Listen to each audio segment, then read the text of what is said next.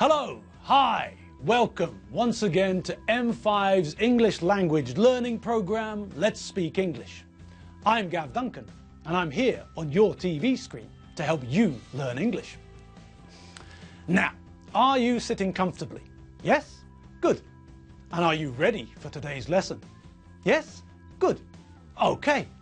Well, let's learn English together. And we're back, wide awake and ready for another lesson. Are you all rested? Did you relax last night? Are you ready for another lesson? You are, you did, and you are? Well, that's fantastic. We're all ready, me and the crew, standing and sitting here in the studio. And you're all ready, out there, sitting down on your comfy sofas, somewhere out there in Hungarian TV land. So, let's get started. Let's start today's lesson. Okay, now, we'll start something new in a minute.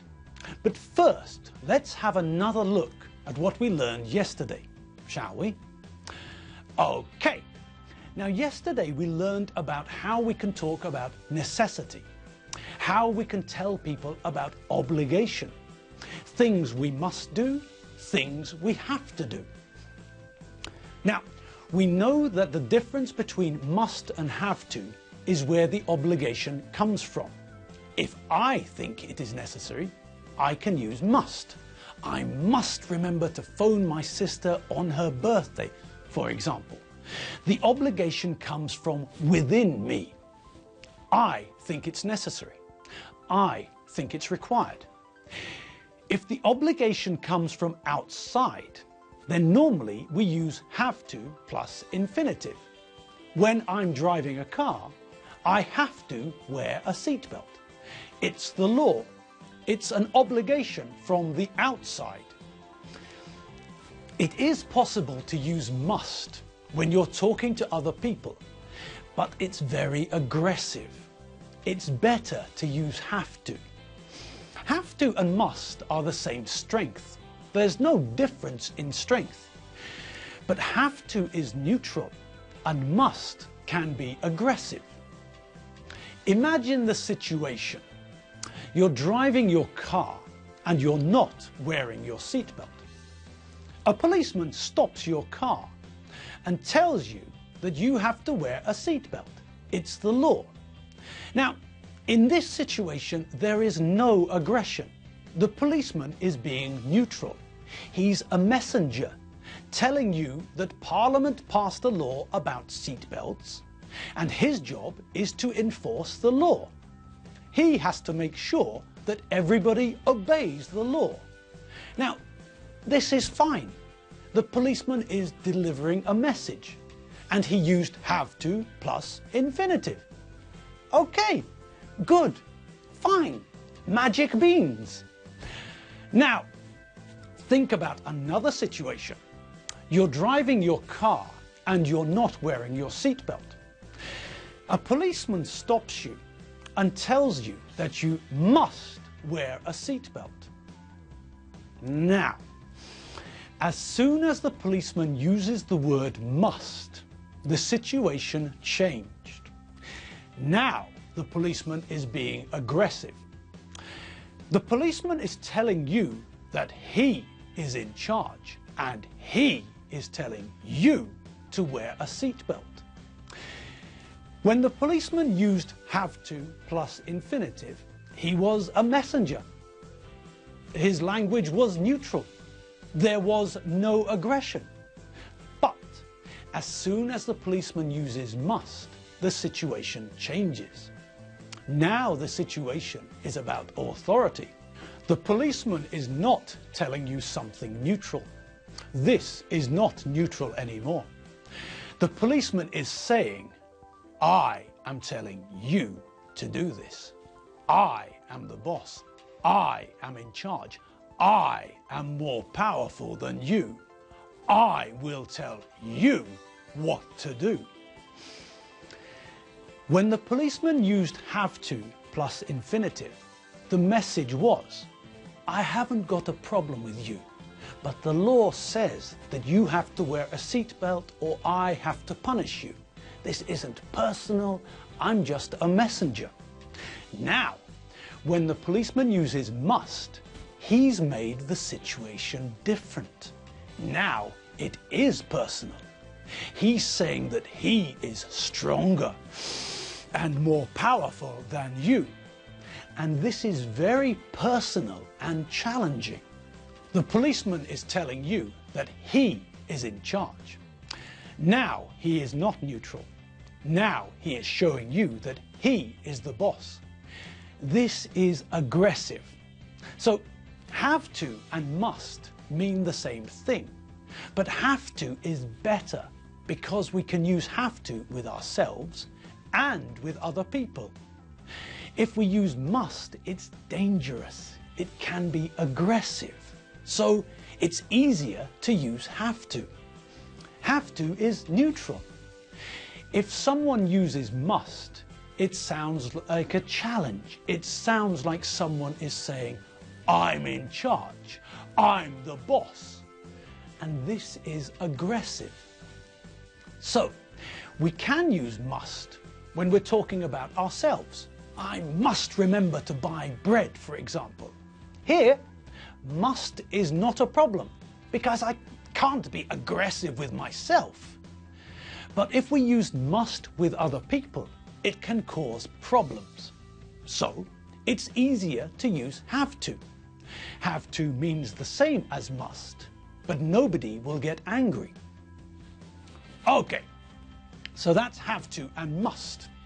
Now, let's practice. Let's have a look at the following sentences and decide which form to use. My hair is very dirty. I wash it.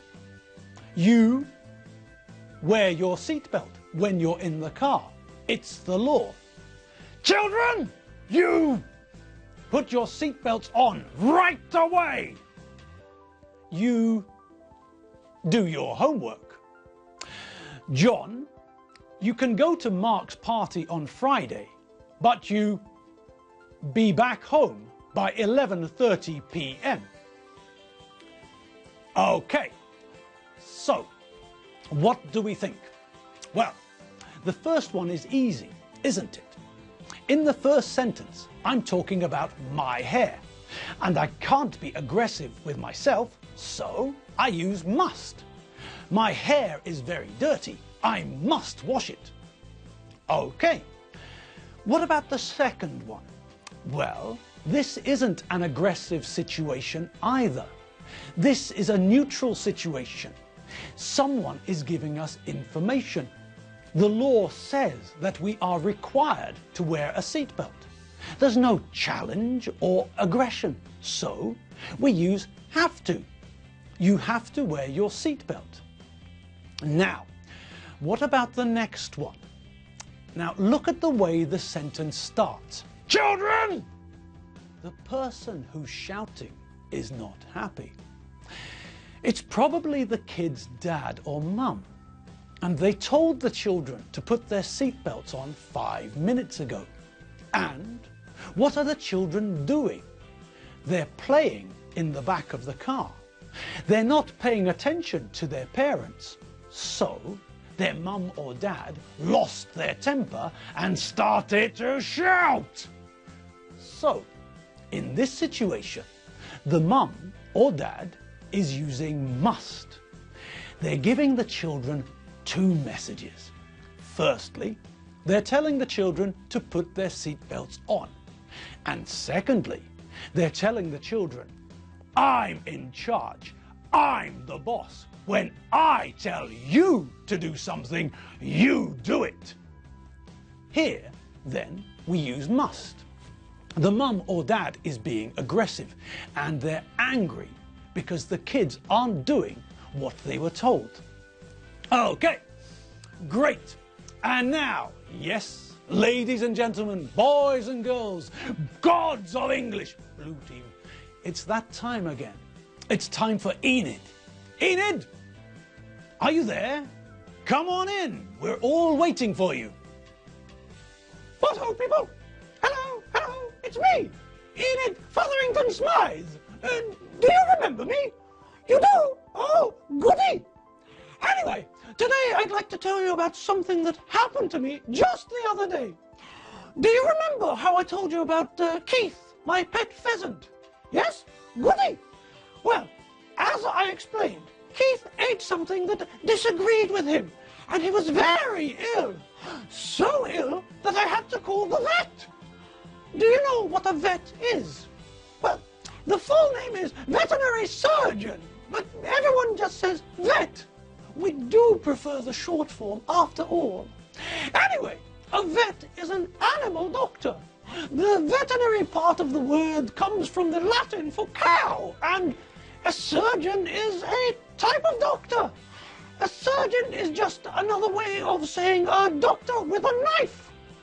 Anyway, poor Keith was feeling so ill that I called the vet and asked him to make a house call. The vet came round, looked at Keith, took his temperature. Poor Keith was very surprised when the vet took his temperature. He wasn't very happy about it at all. After the vet took Keith's temperature, and then, after another 35 minutes, while we waited for Keith to calm down, the vet asked Keith to stick his tongue out and say, "Ah!" Then the vet poked Keith in the stomach a few times. Again, Keith wasn't very happy about that and tried to peck the vet's face. That's not like Keith at all. Normally, Keith is a happy sunbeam. Anyway, I managed to calm Keith down, and the vet gave me some medicine to give to Keith, and then the vet left. I gave Keith the medicine, and he went to sleep. And this morning, he felt much better. Good. But this morning, when Keith was playing in the garden and I was eating my breakfast, I heard the letterbox. The postman delivers the mail at the same time every day. I went to the front door to see what the postman had delivered, and there it was, a bill from the vet in black and white. A bill from the vet, completely out of the blue. A bill from the vet for his house call to check up on Keith. Outrageous! I think I might have to write to my MP about my vet's behavior. A bill completely out of the blue for one small house call to see a poorly pheasant. Anyway, I'll write to my MP later on, but I wanted to highlight those phrases I used, the ones with the colours. The first one, out of the blue, means that it came as a complete surprise. It's connected to the idea that a blue sky is a clear sky. There are no clouds, nothing to indicate that anything unusual or unexpected will happen. So, if we receive some news without any warning, we say that it came out of the blue. This means that we weren't expecting it at all. It was as surprising as a storm on a sunny day when the sky was perfectly clear with no clouds. The other phrase I used was black and white. Now this means that it was written down or printed. So, with the vet's bill, I could see it there in front of me in black and white. When we say that something is there in black and white, we mean that it's written down. We can see it there in front of us, written or printed.